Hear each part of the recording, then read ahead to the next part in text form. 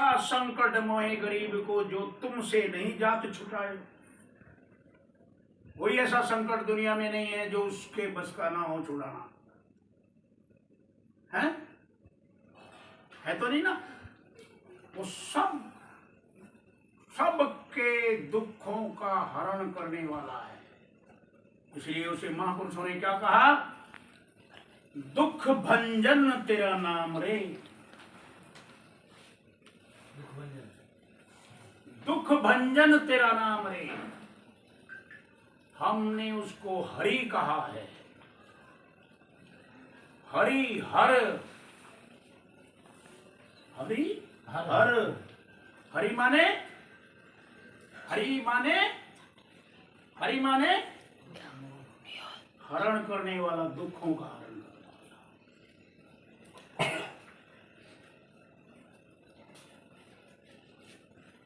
हम उसे किसी भी नाम से नवाज दें, हम जिस भी नाम से नवाजेंगे वो आवाज देगा, हुंकारे देगा,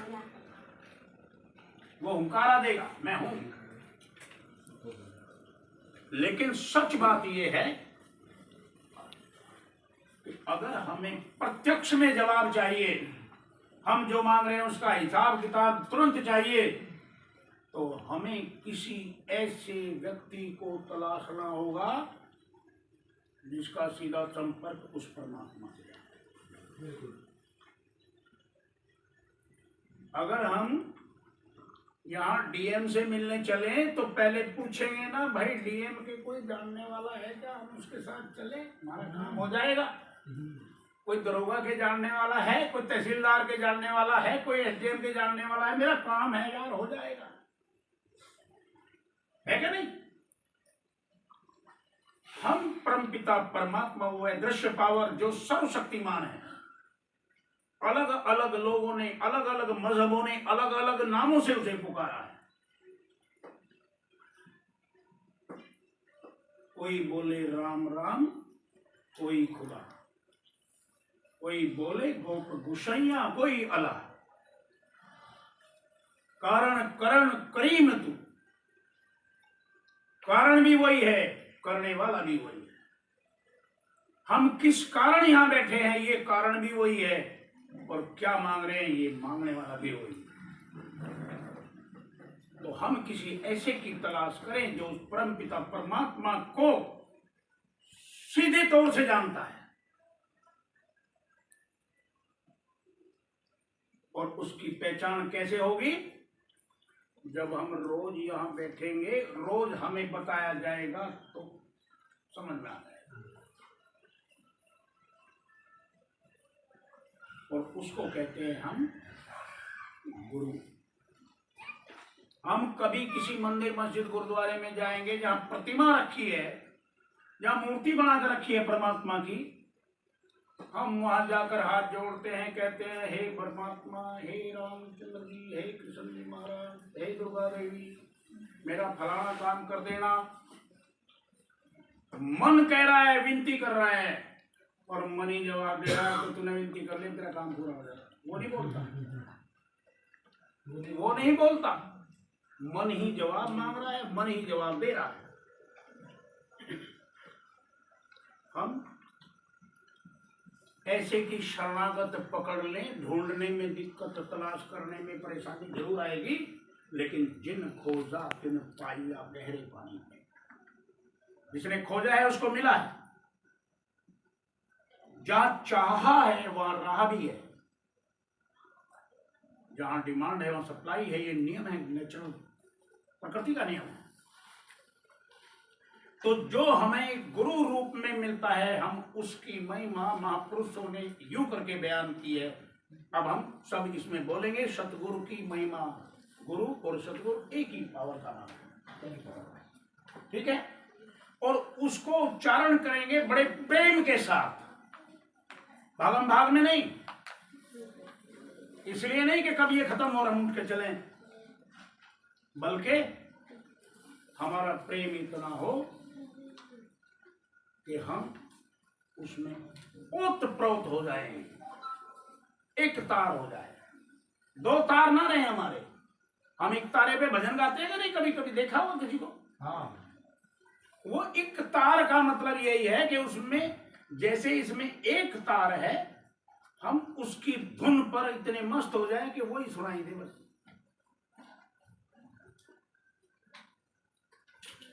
इसलिए तो एक तार है ना। तो एक तार हमने करना है। हमारे तार बिखरे पड़े हैं। कैसे? माला तो कर में फिरे, जीभ फिरे मुख माही, मनवा तो चहु दिस फिरे, ये तो सुमरण नाही। एक तार नहीं हुए ना, हाथ में माला है, मुंह में राम है, और उम्मीद कर रहे कि कद मैं उठूं और वो अपने दुश्मन का 2 थप्पड़ मार दूं। भीतर भीतर ये विचार, एक तार करो मन का, हाथ नहीं हिले, जुबान नहीं हिले, शरीर नहीं हिले,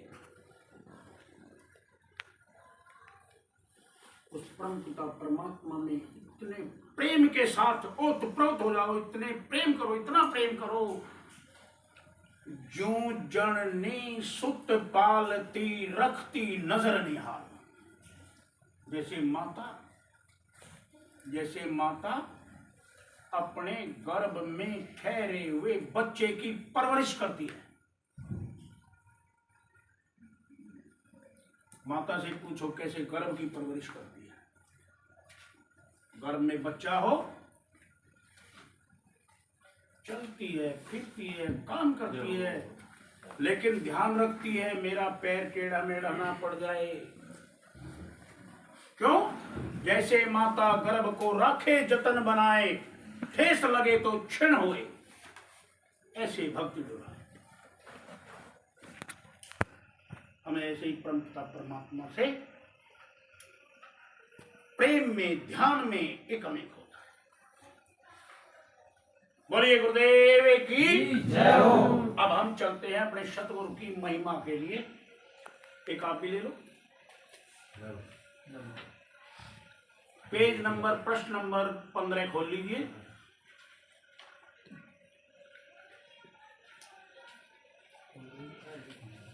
सतगुरु की महिमा हेडिंग है, टाइटल है सतगुरु की महिमा। महिमा कहते हैं, महिमा किसको कहते हैं भाई? कोई तो बताओ, सारी मैं ही बताऊंगा, तुम भी बताओ। ये हिंदी है, हिंदी तो हिंदी भाषी है, सब जानते हैं ना। महिमा क्या है? बढ़ियाई, बड़ाई, उसकी महत्ता, उसकी ताकत। जो भी तो हम गुणगान करते हैं ना, तभी करते हैं। तो जो सतगुरु है, जो गुरु है, देहधारी गुरु है, वो हमारी तरह चलता फिरता आम इंसान जरूर है, लेकिन हमारे में उसमें एक विशेष अंतर है। वो अंतर क्या है ये भी समझा दूं। एक राजा था, उसने देखा एक साधु चला जा रहा है। उसने कहा साधु को इधर बुलाओ।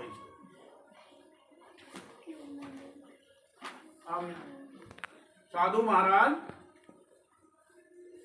मुझे कोई मंत्र दो जिससे मैं परमात्मा से मिल सकूं। उसने कहा राजन, तुम राम राम जपो। कहता तूने बड़ा तीर मार दिया, ये तो मैं पहले ही जप रहा हूं। मैं राम राम ही तो जप रहा हूं। उन्हें कौन सा अनोखी बात बता दी? मैं भी तो यही जप रहा हूं। कौन सी ताकत है तेरे राम राम में? जो तेरे में है वो मेरे में भी है। कहता राजन, मेरे बताए हुए नाम में और तेरे अपनी मर्जी से राम राम जपने में बहुत जमीन आसमान का अंतर है। कहता सबूत दे, बताओ कैसे अंतर है। उसने कहा राजन, समय आने दो फिर बता दो। वो समय गुजर गया, राजन अपने रहा और साधु अपने रहा। वही साधु एक दिन राजा के दरबार में पहुंच जाता है। राजा कचहरी में अपनी बैठा है, दरबार में मंत्रीगण बैठे हैं, वो अपने सिंहासन पर बैठा है और साधु गया अंदर। उसने जाते के साथ ही कहा, सिपाहियों राजा को गिरफ्तार करो। अब सारे उसको देख रहे हैं, ये कौन आ गया भाई। उसने कहा, सिपाहियों राजा को गिरफ्तार करो। किसी के जो नहीं चली। राजा को क्रोध आ गया, आवेश आ गया। राजा ने कहा, सिपाहियों इसको गिरफ्तार करो। सिपाहियों ने तुरंत हथकड़ी पहना। जब हथकड़ी पहना दी तो साधु कहने लगा, सुनो राजन, ये असर है तुम्हारे में और मेरे में। जो तुमने कहा वही तो मैंने भी कहा था इन सिपाहियों को। मैंने भी तो यही कहा था, इसे गिरफ्तार करो। मेरी तो किसी ने सुनवाई नहीं करी, तुम्हारी सुनवाई करी, क्योंकि तुम्हारे पास, तुम्हारी जुबान में वो ताकत दी है, तुम्हें राजा कुदरत ने बनाया है। तुमने कहा गिरफ्तार करो और मुझे गिरफ्तार कर लिया। तुम्हारी अपनी मर्जी से राम राम जपना कुछ और है, और मैं जो जपने के लिए कह रहा हूं, मैंने वो राम राम सिद्ध किए हुए हैं, मैंने वो चार्जिंग किए हुए हैं, और उसमें करंट है, तुम्हारी आत्मा को उभारेगा। ये अंतर है। अब अंतर आया खास समझ में।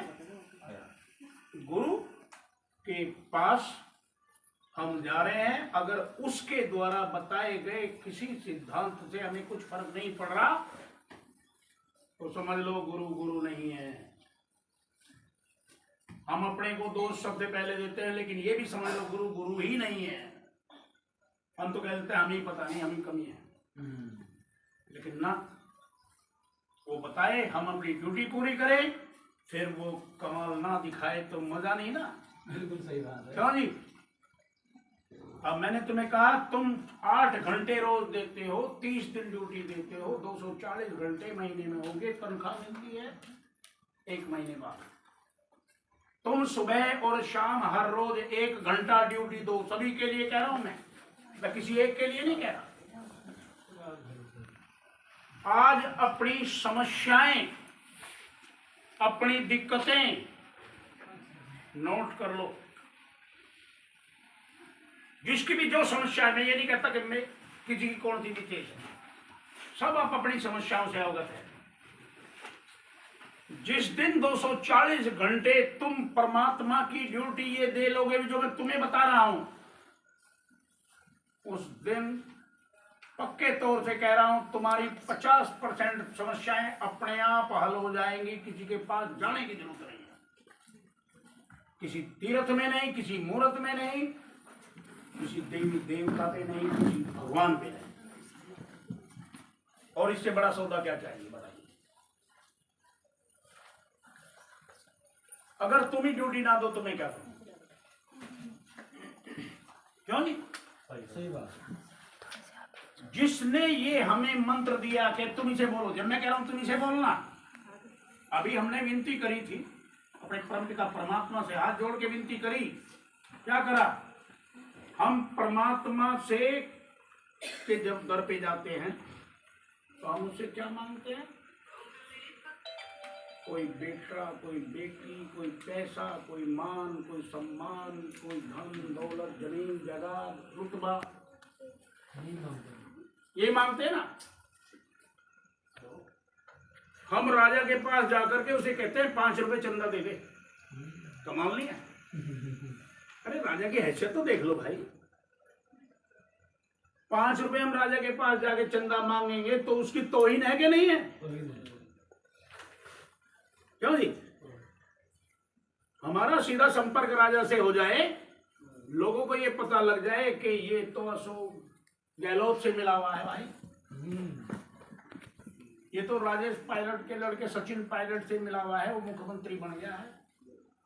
तो जो नीचे के दर्जे के लोग हैं, उन्हें जिनको पता लग गया, वो अपने आप ही राम राम करेंगे, हम करेंगे उनको अपना आप कर लेंगे वो। क्यों जी। ये तो सीधी सादी बात है। तो जब हम अपने गुरु की महिमा गाएंगे तो हम गुरु की नहीं गा रहे, परमात्मा की गा रहे हैं। लेकिन चूंकि वो उस पोल पर, उस देह पर वो इजहार कर रहा है, वो प्रकट है, वो प्रकट है उस देह पर, परमात्मा प्रकट है, वो सीधा डायरेक्ट लिंक उसका है। कैसे है ये भी बता दो। हाँ, क्योंकि समस्या उड़ज पुड़ज ना हो, सीधा पता लगता है हाँ भाई क्लियरिटी है। ये हमने सुना है, लगभग सभी ने सुना है और देखा किसी किसी ने। हमारे नजदीक बालाजी है, वहां जाके देखो कितने लोग भूत प्रेत की चपेट में आने वाले हैं। क्यों जी, ये तो गढ़ है ना, यहाँ भूत प्रेत की चपेट में आ रहे हैं ना।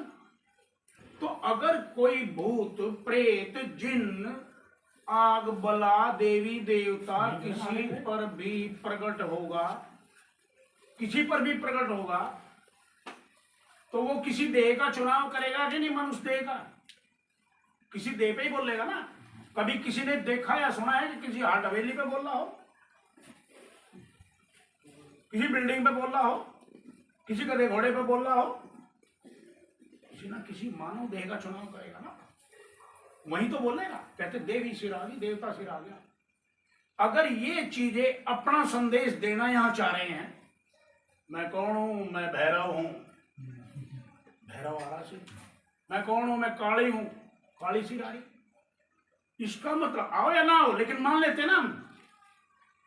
अगर ये सब चीजें अपना संदेश देना चाहें और वो किसी देह का चुनाव करेंगे, तो वो जो परमपिता परमात्मा है, वो अगर अपना संदेश देना चाहे तो वो भी किसी देह का चुनाव करेगा कि नहीं? करेगा कि नहीं करेगा? जिस देह का उसने चुनाव किया है वो वहां बोलेगा, और वो जो बोलेगा, वो जो कहेगा, वो हम करेंगे, तो हमारी समस्याएं आधे से ज्यादा खत्म अपने आप हो जाएंगी कि नहीं? बोलिए गुरुदेव की जय।